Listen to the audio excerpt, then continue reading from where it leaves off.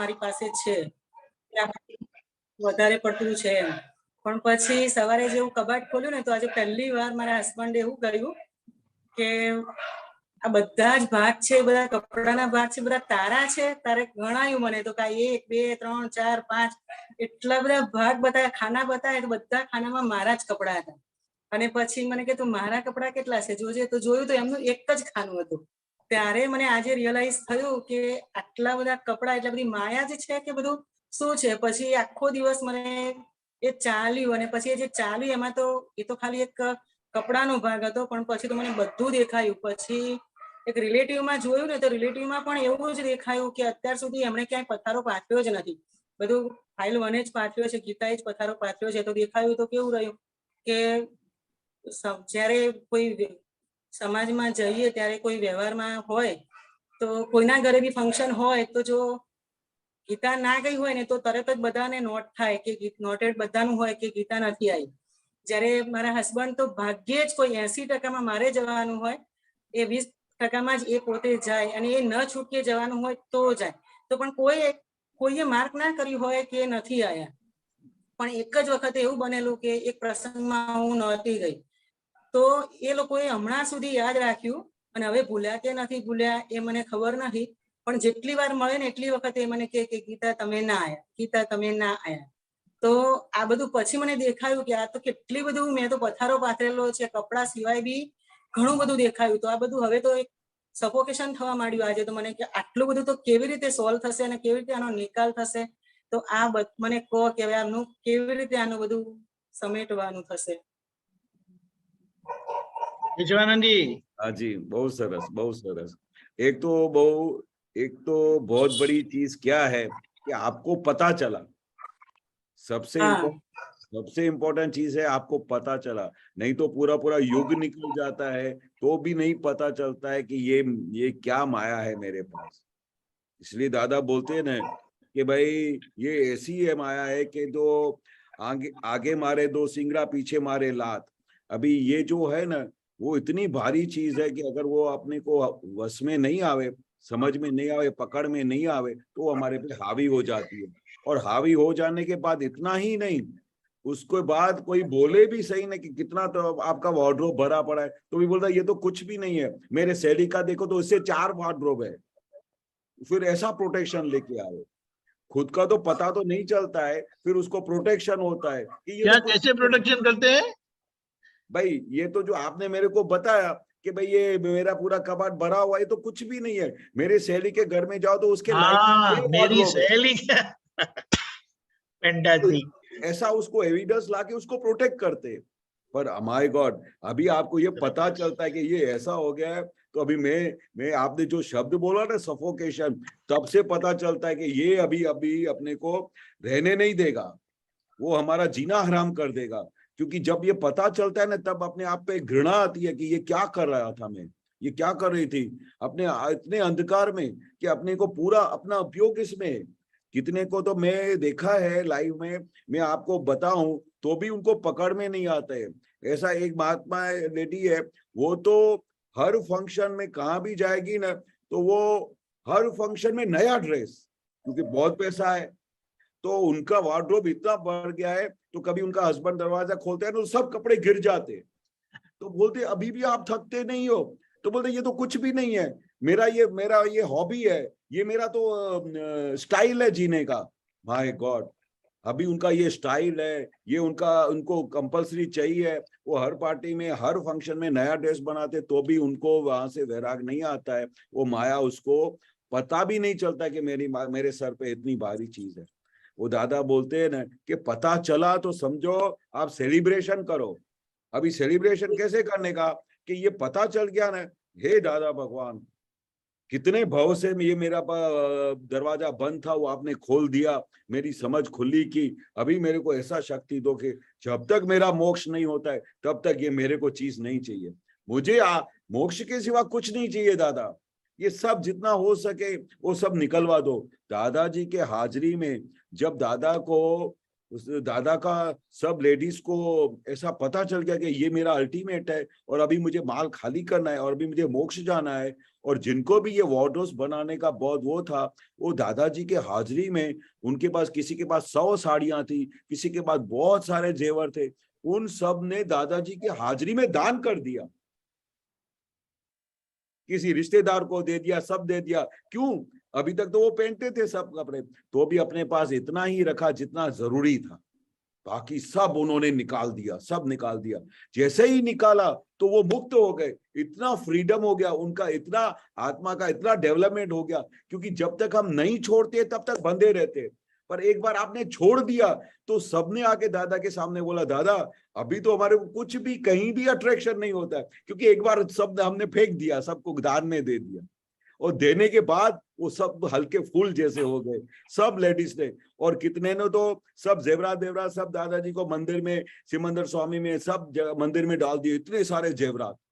खाली कान में 1-2 चीज पहनने का जो जरूरी हो, बस उतना ही, बाकी सब दे दिया। और देने के बाद वो फील, इतना फ्रीडम लगा उनको, इतना लाइट हो गए कि वो तो जिसने दिया उसी से ही अनुभव पूछो कि कैसा फील होता है आपको।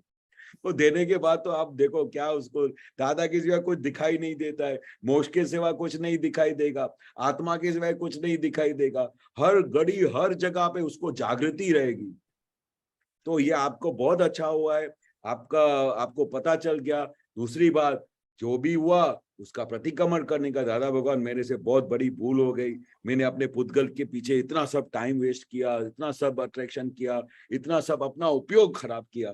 क्योंकि जैसे ही आप कुछ बनाते हो, मैंने तो देखा है, हमारा तो बहुत बड़ा परिवार है, तो हम जब, मेरे को तो इतना चांस मिला देखने का, एक तरफ दादा का ज्ञान मिलता था और मेरे लिए ऑब्जर्वेशन करने के लिए थर्मोमीटर मेरा घर था। तो जैसे ही दादा बोलते थे तो मेरे को वो पूरा घर का थर्मामीटर दिखाई देता था, उसमें सब लेडीज लोग क्या करती थी, तो मैं उनको देख के हैरान होता था कि दादा क्या बोलते हैं और ये क्या है। और धीरे धीरे धीरे दादा की बात सुनते सुनते सुनते सबके सब चीजें खाली होने की लगी और सबका अट्रैक्शन चला जाने का, बाइंग करने का विचार नहीं होने लगेगा। क्योंकि क्या है, एक बार उसमें उपयोग जाता है ना, तो ये मेरे को ऐसी ड्रेस ऐसे बनानी है, मैं इधर टेबल पे उनका डिस्कशन सुनता था, उसके अंदर ऐसा मैं ये करूंगा, इसमें ऐसी ये डिजाइन बनाऊंगा, ये तो मैंने उधर वो थिएटर में देखा था ना माधुरी को, वैसा उसका मेरे को पलाव बनाने का। अरे माय गॉड, मैं तो परेशान हो जाता था। मैं बोला घंटे के घंटे वो ड्रेस के बारे में डिस्कशन करते थे, बोलो हमारे भी ऐसा ही था। तभी जाके ड्रेस बनती थी उनकी। फिर कौन सा टेलर, कौन सा डिजाइनर, वो बॉम्बे में उस डिजाइनर ने बनाया ना, उसके पास जाएंगे। अरे अपने को दादा का ज्ञान मिला है और पूरा अपना उपयोग इसमें चला गया, तो वो बहुत पश्चाताप होता था, बहुत पश्चाताप। फिर बहुत प्रतिक्रमण करने पड़े कि मैंने पूरा उपयोग आत्मा से निकाल के ड्रेस में डाल दिया और मेरा पूरा पूरा मन वचन का है पूरा ड्रेस जैसा बन गया। जो हमको दादा भगवान जैसा बनने का है उसकी जगह में पूरा ड्रेस बन गई। ऐसा सब रियलाइज होता था, क्योंकि ये चीज एक बार चली गई और एक बार हाथ में से छूट गया, फिर उसका फ्रीडम देखो क्या आपको अनुभव होता है।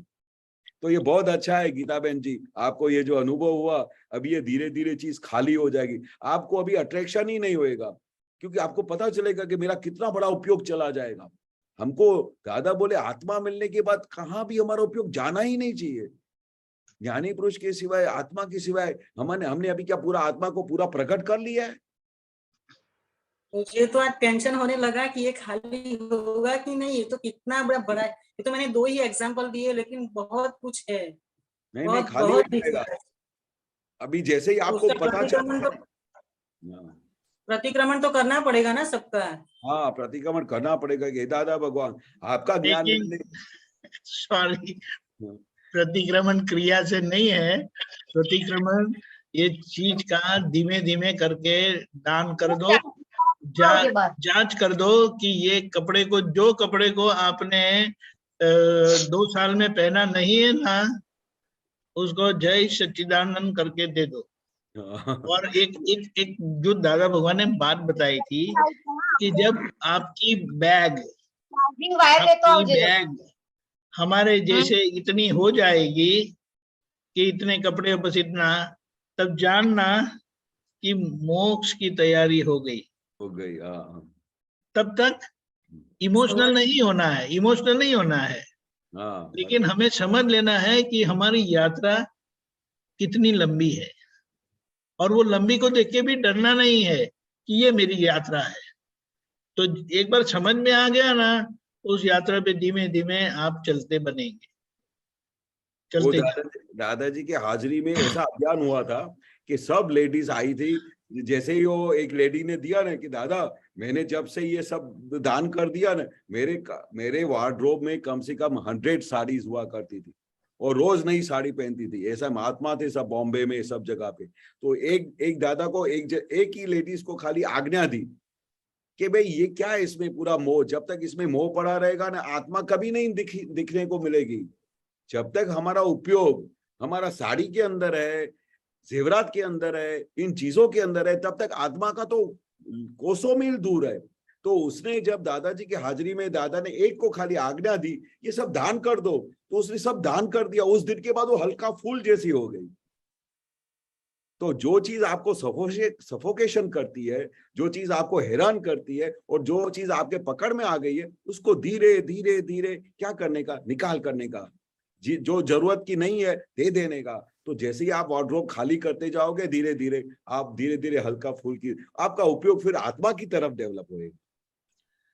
एक और बात कि क्योंकि आपके बच्चे भी हैं, तो वो बच्चों की तरफ की आपकी जिम्मेदारी भी होने से उनके हक का जो बनता है, वरना वो क्लेम करेंगे आपके पास, ये आपका है, आपको लगता है कि आपका है, लेकिन उसमें हमारा भी शेयर है। तो वो समझ के दान करना, बस इतना मेरा कहने का है। वरना उनका क्लेम बोला दादा ने कहा, तो दादा ने ये भी कहा है, खास ध्यान में रखना है। समझ में नहीं आया मेरे को, आपने क्या बोला वो। आपके बच्चे हैं, बच्चे उर्वा है, रो राधे है, वो दो बच्चे हैं, तो वो बच्चों का आपके ऊपर कोई थोड़ा बहुत क्लेम तो है कि नहीं है? आपकी प्रॉपर्टी पर क्लेम है ना उनका।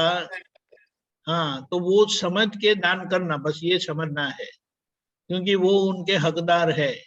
लीगल क्या बोलते हैं उसको, हकदार है ऑफिशियली। ऑफिशियली। तो ऐसा ना हो जो आपकी आपके क्या बोले ओनरशिप का है, वो आप दान कर सकते हैं, लेकिन जो उनका भी हक है तो वहां समझ के करना, ताकि घर में और ये दादा के कहने पर चलने पर झगड़ा ना हो जाए। हाँ सही। अनजाने में कंसल्टेशन करने का, कंसल्टेशन। अच्छा, तो में भी ऐसा ही है, पर लेकिन संबंधों में भी ऐसा ही है। नेचुरल है बोलते हैं। क्या बोले? क्या बताया संबंधों में? हाँ, रिलेटिव में भी ऐसा ही है। सबको कहीं पर मैं नहीं जाती हूँ तो सब नोट करते हैं कि नहीं वो नहीं आई। वैसे तो वो आपको भी अच्छा लगता है ना। हाँ, बहुत अच्छा लगता है। नहीं वो सब ढूंढना पड़ता है, एक दो बार नहीं हाँ, गए तो आज और मुझे देखा कि हाँ कि वो लोग बोलते हैं तो मुझे इतना ये ऐसा बोलते हैं तो इतना अच्छा लगता था, लेकिन आज मालूम पड़ा कि अंदर उसके भी अंदर नहीं गई तो कितना वेरी हो गुड, गई। बहुत अच्छे। आज सब दिखा, बहुत दिखा है आज मेरे को, बहुत दिखा है आज मेरे को। तो आज आपको आइसक्रीम खानी चाहिए, आइसक्रीम पार्टी देनी चाहिए, क्या क्या नहीं देना चाहिए पता नहीं। बोल दीपिका जी, पार्टी करके सब कपड़ा दे देने का पार्टी वाले को। हाँ, हाँ हाँ देने का है, हाँ हाँ फिर पक्का देने का है। समझ गए। वेरी गुड गीता बहन, बहुत अच्छे। जय श्री राम। हमने बोला तो आप आ गए, वेरी गुड, थैंक यू। हाँ, जय सच्चिदानंद। जय सच्चिदानंद। सच्चिदानंद। अमिता बहन, आपको कुछ शेयर करने का है? હા, મેં હમણાં 15 ઓગસ્ટના લગામ છોડોનો એક પ્રયોગ કર્યો. સવારે 15મી ઓગસ્ટે સવારે નક્કી કર્યું કે દાદા આજે લગામ આપણે સોંપું છું આ પાંચેન્દ્રિયોની.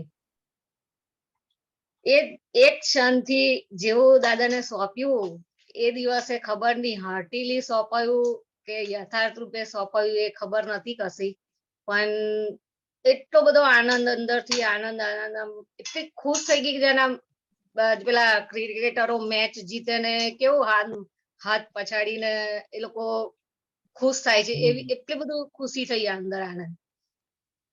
પછી વિધિ કરવા બેઠી. વિધિ કરતા કરતા અડધી વિધિ ચાલુ થઈ અને એકદમ જ આમ જાણે કે પવન આવ્યો એવું મહેસૂસ થયું એમ કે દાદા આયા એમ. દાદા નીરુમાં કનુ દાદાજી અને કવિરાજશ્રી આ બધા આમ જાણે અહીંયાથી પસાર થઈ રહ્યા છે એમ. એટલે વિધિ કરતા કરતા એકદમ આમ ઝપકીને એવું થયું કે તો દાદા છે એમ. તો સીધા પાછળથી પકડી લીધા દાદાને. એટલે દાદા 2 સ્ટેપ પાછા આયા. 2 સ્ટેપ પાછા આયા ને એટલે હું તો આખી સાષ્ટાંગ દંડવત કરી દીધા દાદાને કે દાદા.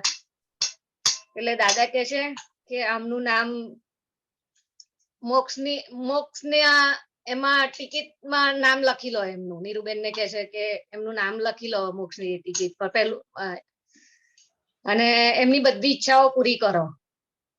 એટલે અમિતા તો એટલી બધી આમ પેલી એ થઈ ગઈ દાદાને કે કશું શબ્દો જ નતા થેન્ક યુ કહેવા માટે. એટલે નીરુબેને લખી લીધું અને પછી કવિરાજશ્રી અને કનુ દાદાજી બંને એકદમ મારી પાસે આવ્યા નજીક અને મને 2-3 વાર કીધું કે તમે તો ફાવી ગયા એમ. અને કનુ દાદાજી નું તો જે દ્રષ્ટિથી એમનું મારા પર જે કૃપા વરસતી હતી એવું લાગ્યું કે જાણે ખબર નહીં એના માટે શું કહું. એ પણ એકદમ હાર્ટીલી આમ અનુભવ થયો જાણે કે પ્રત્યક્ષ દાદા જ આયા છે અને આ રિયલ હકીકત બની છે એવી.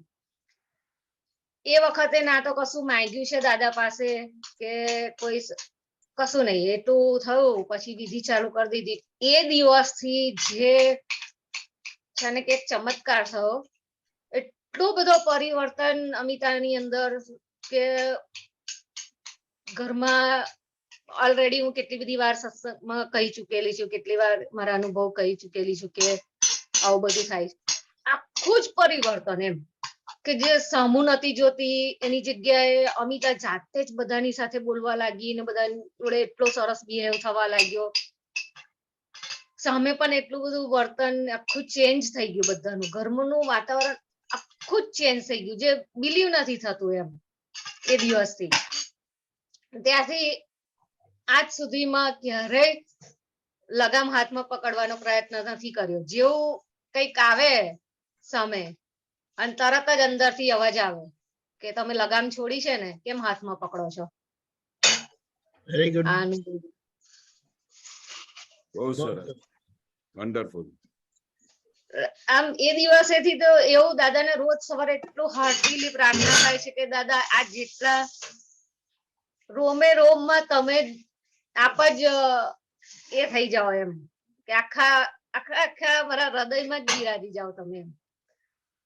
કોઈ જગ્યાએ હવે એવું પકડ નથી રહેતી કે ખબર નહીં અંદર મારામાં કેવી રીતનો પરિવર્તન આવ્યો એ જ મને ખબર નથી પડતી કે કેવી રીતનું ચેન્જ થઈ ગયું મારામાં. સરસ, બહુ સરસ. જય સચ્ચિદાનંદ. એનો લાભ લેજો અને અનુભવ શેર કરવા આવી રીતે આવતા રહેજો. ખૂબ સરસ.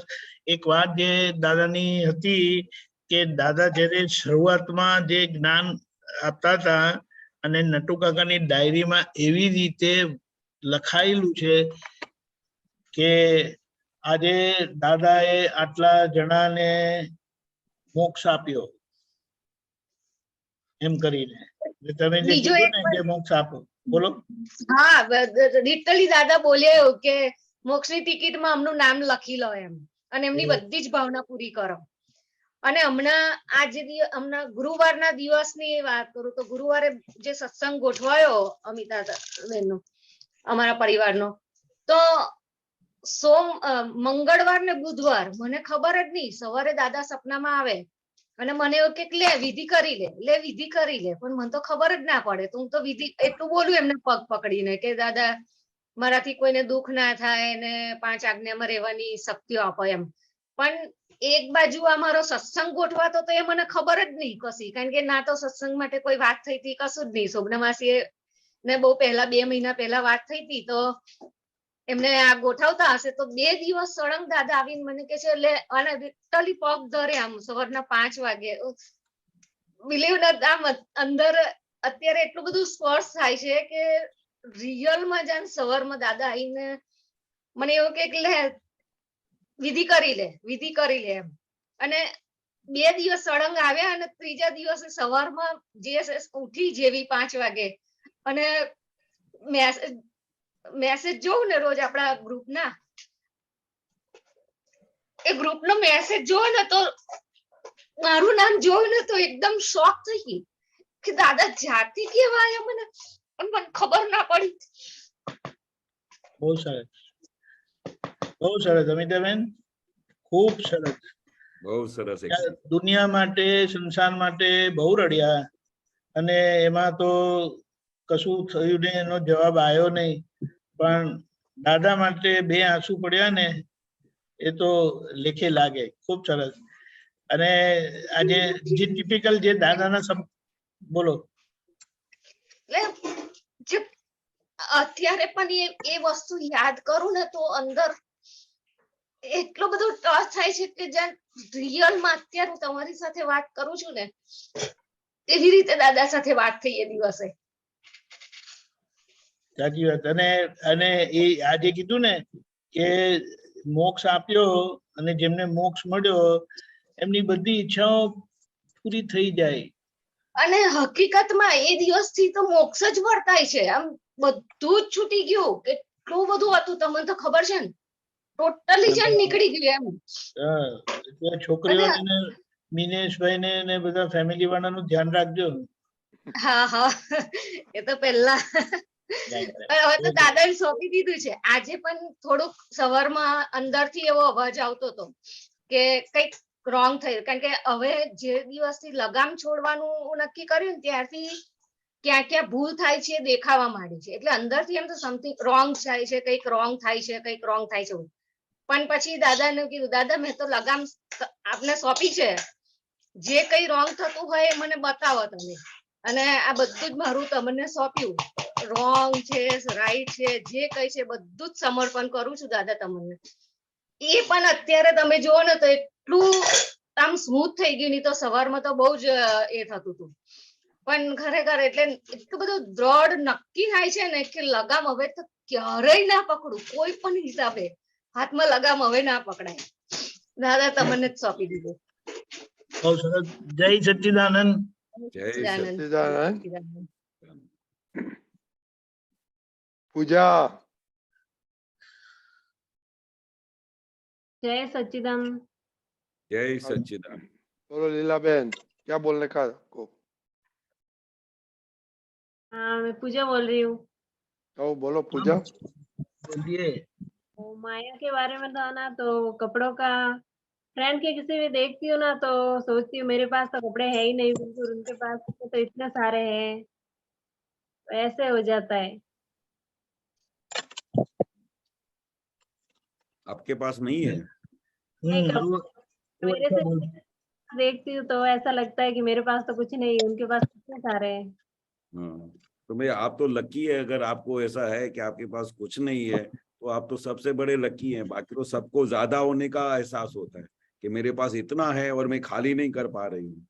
तो आपके पास तो ऑलरेडी 50% तो आपने विन किया, आपके पास नहीं है तो बहुत अच्छा है. पर अगर दूसरों का देख के उसमें जमा करने का शुरू किया तो बहुत बड़ा बोझा हो जाएगा. ये पूरा भाव खाली करने में निकल गया और कितने भाव बिगाड़ेंगे.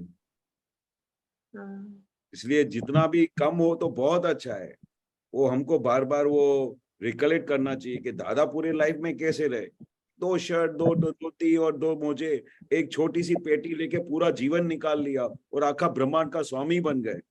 तो हमको उनके जैसा बनना है कि कैसे बनना है, वो हमको लक्ष्य रखना चाहिए. कि दादा के पास कोई परिग्रह था, ये सब इतनी सारी ड्रेसेस थी, हमारे को तो पूरा आधा वार्डरोब भी या पूरा वार्डरोब भी भरा हुआ होगा तो भी ऐसा लगेगा अभी तो कुछ भी नहीं है. तो वो खाली करने में कितना टाइम जाएगा. वो खाली बाहर से खाली नहीं करें, अंदर से भी खाली करने में टाइम लगता है. इसलिए दादाजी क्या बोलते हैं कि भाई अगर मौका नहीं मिलता है, इतना लिमिटेड पैसा है, 2-4 ड्रेसेस मिली है, तो समझो आप बहुत पुण्यशाली है, बहुत पुण्यशाली है। और जिनको ज्यादा पैसा है, बहुत सारी ड्रेसेस खरीद करते, पूरे वार्डरोब्स भर जाते हैं, तो उनको तो पहले तो पता भी नहीं चलता कि मेरे पास इतने सब भरा पड़ा है, उसको खाली करने में भी दम निकलता है। एक चीज देने के लिए भी 100 बार विचार करना पड़ता है। अब जितना हो सके अपने को, दादाजी क्या बोलते हैं कि जितना परिग्रह कम होएगा उतना हमारा लक्ष्य आत्मा की तरफ जाएगा, उतना हमारा लक्ष्य मोक्ष की तरफ जाएगा। जितने परिग्रह बढ़ाते जाएंगे, बढ़ते जाएंगे, और ऐसा लगेगा तो मेरे पास तो कुछ भी नहीं है अभी, तो अगर उसमें से ही चित्त बाहर नहीं निकलेगा तो आत्मा में कब चित्त पड़ेगा? मोक्ष की तरफ हम कब चलेंगे? अगर हमको मोक्ष की तरफ जाना है तो ये माल तो खाली करना ही पड़ेगा, आज नहीं तो कल। ऐसे तो शौक नहीं है, पर वो दूसरों के देखते हैं और कहीं जाना होता है तो ऐसा लगता है कि मेरे पास तो कुछ है ही नहीं, ये ड्रेस तो अगली बार पहनी थी। नहीं, वो क्या है, ये बहुत बड़ी बीमारी है। वो दादाजी बताते हैं कि भाई ये जो दूसरे के घर में ये है ना, उससे ही पूरी बीमारी हमारे घर में आती है, बाकी हमारे घर में कोई तकलीफ नहीं है। दादाजी बहुत अच्छा बोलते थे कि वे मेरे अपने एक घर में बहुत आराम से रह रहे थे। एक रूम था, एक रूम में बहुत आराम से रह रहे थे, खुशहाल थी जिंदगी, बच्चे अच्छे थे, सब अच्छी तरह से, 2 रूम किचन का था। पर बाजू वाले के पास 2 मकान है, डबल फ्लैट है। वो उस दिन देखा, उससे घर में दुख बढ़ गया। मेरे घर में एक ही खाली फ्लैट है, बाजू वाला मेरा फ्रेंड है, उसके पास 2 फ्लैट है, एक बच्चे को रूम दे दिया, दूसरे को एक रूम दे दिया, और एक बेटी को अलग रूम दे दिया, एक फ्लैट बच्चों के नाम कर दिया, हस्बैंड वाइफ खुद। हमारे घर में ऐसा क्यों है? बस ऐसा बाहर का देखने से ही दुख बढ़ जाता है। तो दादा बोलते थे कि जब से तुम्हारी दृष्टि बाहर के तरफ गई तो समझो अपना घर, अपना जो कुछ सुख है सब आपका चला जाएगा। तो बाहर के देखने की बजाय जो आपके पास मिला है, जो आपके पास कुदरत ने दिया है, जो हिसाब से ही आया है, हम क्या करते हैं, हमारे पास सब सहजता से आया है, हम असहज बनने जाते हैं, तभी हमारा दुख बढ़ जाता है। तो अगर अपने को दुख बढ़ाना है तो बाहर की चीजों को देखो, दूसरों को देखो, दूसरों के साथ कंपैरिजन करो। पर अगर दुख में से मुक्ति पानी है, अपना खुद का सुख का डेवलप करने का है, अपने घर में सुख को बढ़ाना है, तो बाहर देखना बंद करो। जिस दिन बाहर देखना बंद किया, उस दिन से ही आपके घर में सुख बढ़ जाएगा। ये एक ट्राई करके देखो। ख्याल आ गया? ठीक है पूजा। हाँ। और एक और भी बात लक्ष्य में रखना, जैसे अभी बताया है, दादा भगवान ने खुद कहा है कि मोक्ष का क्या बोलते हैं, उसका आपको सिक्का मिल गया है तो अभी आपकी सभी इच्छाएं पूरी होने वाली है, उसकी फिक्र नहीं करना। तो ये विचार आते हैं तो ठीक है, देखना है, समझ में आए, उससे परेशान नहीं होना। आज नहीं तो कल वो इच्छा पूरी हुए बगैर मोक्ष मिलने वाला नहीं है। लेकिन जैसे जैसे हमारी गलतियां अंदर से टूटती जाती है, हम शुद्ध होते जाते हैं, अपने आप वो सब मिलता है। ख्याल में आया? तो ये विचार आता है तो वो जाहिर है, उसका कोई वो प्रॉब्लम नहीं है, लेकिन ये बात समझ लेना है ताकि आप कुछ गड़बड़ ना करें। क्योंकि ये इच्छा पूरी कौन करेगा? मम्मी करेगी? मम्मी करेगी? नहीं। भाई करेंगे? तो कौन करेंगे? कौन करेगा? व्यवस्थित। और व्यवस्थित जाने दादा। तो अभी हमें बिल्कुल मोक्ष में जीना है और देखना है कि कैसे कैसे धीमे धीमे सभी हमारी इच्छाएं पूरी होती है और हम मोक्ष की तरफ बढ़ रहे हैं। हमारा लक्ष्य तो दादा पे ही रखना है, दादा के पैर तरफ ही रखना है, उनके पीछे पीछे ही चलना है। जय सच्चिदानंद।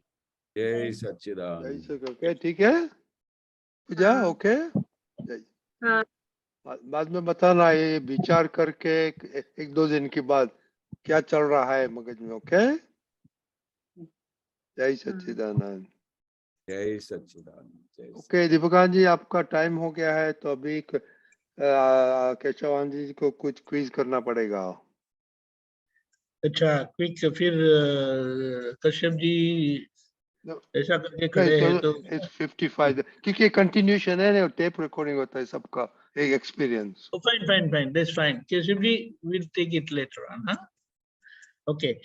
जय सच्चिदानंद केशवानंद जी, हम ये माया के ऊपर हमने ये 3 हफ्ते से किया है।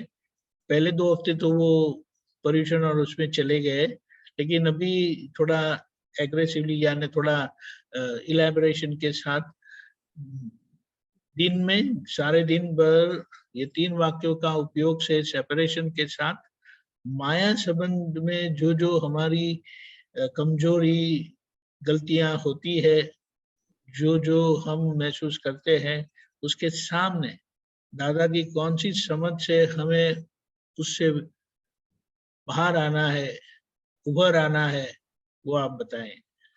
हाँ, वो सही बात आपने बताया ना, आगे 2 सिंगड़ा मारती है, सिंग मारती है, पीछे तो पैर मारती है। अभी उसके लपेट में से कैसे निकलना है वो आप बताइए। हाँ, वो दादाजी ने इसमें से छूटने के लिए बहुत प्रयास करवाए, सबको अलर्ट करवाया, और कितनी बार तो ऐसा भी कुछ बोलते थे ताकि हमेशा के लिए वैराग आ जाए, क्योंकि वैराग ही नहीं आता था, वैराग ही कभी नहीं आता था। तो दादा उतनी डेप्थ तक लेके जाते थे कि ताकि हमको वैराग आवे। वो खुद एक्सप्लेन करते थे कि भाई देखो हम किस तरह से रहते हैं, हम किस तरह से, ये एक छोटी सी पेटी, उसमें अगर मैंने भूले चुके ऐसा सोच के 1-2 शर्ट ज्यादा डाल दी तो बोला किससे पूछ के डाला आपने। हम दादाजी के हमेशा बैग बनाते थे, जब भी दादाजी बॉम्बे जाते थे, सब जाते थे, तो उनका एक एक चीज पे ऑब्जर्वेशन रहता था, एक एक चीज पे कि ये क्या है। जो चीज की जरूरत नहीं है उसके लिए जबरदस्ती हम ठोस ठोस करते हैं बैग्स में, बैग्स उठा नहीं पाते, वार्डरोब संभाल नहीं पाते, तो भी हम उसके पीछे माया में इतने अंधकार में चले जाते ताकि वो पकड़ में ही नहीं आती कि हम क्या कर रहे हैं। वो दादाजी हमको बहुत अलर्ट करते थे कि इससे, क्योंकि दादाजी क्या चाहते थे, जब तक हमारा इन चीजों में से उपयोग नहीं निकलेगा तब तक हमारा आत्मा की तरफ उपयोग ही नहीं बढ़ेगा। जिस सुख को प्राप्त करने के लिए हम दिन रात दादाजी के पास बैठते थे, विधियां करते थे, उनके पीछे दौड़ते थे, घंटे घंटे बैठ के सत्संग करते थे, और उसके साथ में इस माया को भी छोड़ते नहीं थे, तो उसके लिए कितनी बार महात्मा आके पूछते भी थे दादा से कि दादा मुझे ये क्यों, मुझे आपके जैसा मुक्ता से क्यों नहीं आता है, मुझे अंदर से ऐसा सुख क्यों नहीं उभराता है, क्यों नहीं बाहर आता है मेरा सुख। आप बोलते हो आत्मा अनंत सुख का धाम है, उसमें कितना सुख है कि आप कल्पना नहीं कर सकते हो, तो वो हमारे अंदर क्यों नहीं आता है। तो फिर दादा खुला करके बताते थे कि भाई तुम्हारा अभी चित्त कहाँ पर है, तुम कहाँ पर लटक रहे हो, तुम्हारा कहाँ पर अटक जाते हो। पैसे के अंदर मोह, कपड़ों के अंदर मोह, एक घर बन गया तो दूसरा घर, मेरे फिर इतना तो लोभ छूटता नहीं है, फिर मेरा बेटा कहाँ पर रहेगा, उसके लिए एक माड़ बनाने का है, उसमें आधा जीवन पूरा कर देते हैं। तो बोलते ये माया कहाँ छोड़ेगी आपको। इसलिए दादा बोलते थे कि ये बंगला बनाते हो, ये सब करते हो, तो उसमें एक दिन ऐसा होएगा, बंगला क्या बोलता है, या तो तुम रहेगा या एक दिन मैं रहूंगा, दोनों में से एक को तो जाना ही जाना है। तो फिर किसको जाना पड़ता है सबसे पहले, तो जिसको जाना पड़ता है तो उसको माया छोड़नी पड़ेगी कि नहीं। तो ये है उसका रहस्य कि कैसे भी करके हमारा उपयोग पूरा दिन कहाँ जाता है, हम किस कौन सी चीज में पड़े हुए हैं, हमारा दिन भर उपयोग कहाँ जाता है, हम किन चीजों में इन्वॉल्व है। दादा ने बोला कि हमको आत्मा के सुख के सिवाय हमारा और कभी कोई विचार ही नहीं आता था, तो हमको कौन से विचार आते हैं, हमारा चित्त कहाँ पर जाता है। ये पूरा ऑल द टाइम वॉच रहना चाहिए।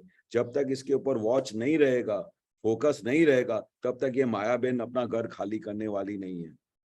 इसलिए दादाजी क्या बोलते थे कि अपने को जितने भी परिग्रह है उसको निकालो, जहां तक भी हो सके, जहां पर तुम्हारा मोह जाता है जितना नेसेसिटी है उसके सिवाय। नेसेसिटी भी कैसी, कौन सी? दादाजी का एक बार क्या ब्रश खराब हो गया, मैंने ऐसा समझा कि भाई खराब हो गया है, तो मैं जाके बाहर नीचे फेंक के आया, तो दादाजी को पता चला, तो बोला वो ब्रश तो खराब हुआ नहीं था, अभी तो वो 1 महीना चलने वाला था। बोलो, किसी भी चीज के ऊपर दादाजी बोलते क्या तुम्हारा उपयोग है, ऐसी चीज फेंक डालते हो, मतलब उसका कुछ विचार भी नहीं करते हो कि ये क्या चीज है।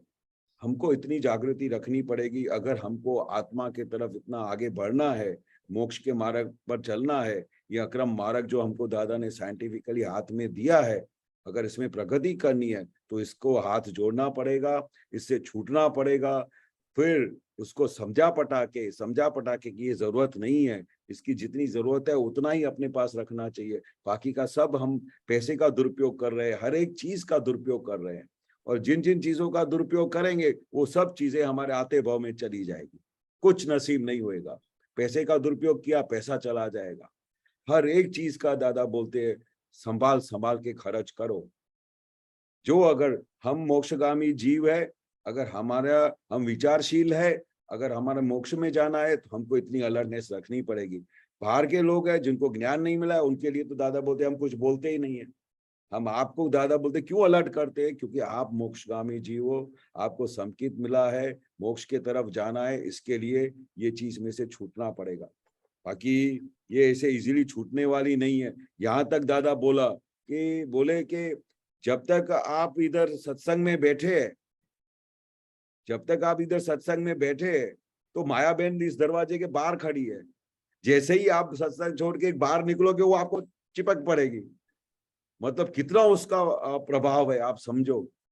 खाली ज्ञानी पुरुष के रूम तक वो सब वहां बाहर खड़ी रहती है, नहीं तो 2 तैयार बैठी है आपको आगे, थोड़ी देर आगे आप गए नहीं हो, कोई मॉल में देखा, एक मॉडल देखा, उधर साड़ी लटकी, बहुत पसंद आ गई, फिर अटक गए वहां पर। कोई अच्छी गाड़ी देखी, वहां पर अटक गए। कोई किसी का बहुत अच्छा बंगला देखा, बोले मैंने भी ऐसा बंगला बनाओ तो कितना अच्छा है। इसलिए दादा बोलते थे बाहर माया खड़ी है, इसलिए संभाल के और अलर्ट हो जाओ, दादा के अंदर चित्त डाल दो। जितना दादा के अंदर आपने चित्त डाल दिया, ये सब चीजें भाग जाएगी। सही है? Very good, very good. जय सच्चिदानंद। जय जय सच्चिदानंद। ओके।